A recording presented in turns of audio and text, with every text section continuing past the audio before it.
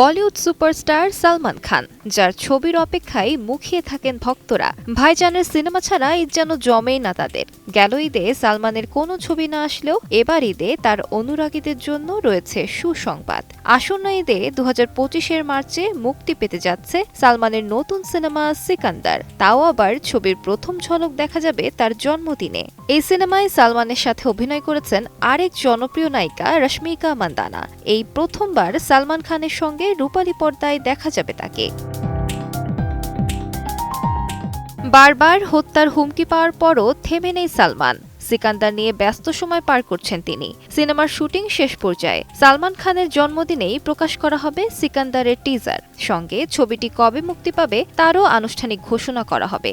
এই টিজারে দর্শকরা পাবেন প্রতিবারের মতোই সালমানের রোমাঞ্চকর অ্যাকশন। সালমানকে দেখা যাবে এক ভিন্ন রূপে। সালমান খান এবং রাশমিকার নতুন জুটি, পরিচালক আর মুরুগাদোসের হাতের দক্ষ পরিচালনা এবং সাজিদ নাদিয়াদওয়ালার প্রযোজনায় এই ছবিটি 2025 সালের অন্যতম সেরা ছবি হওয়ার প্রতিশ্রুতি দিচ্ছে। আলিশা ইসলাম, সময় সংবাদ।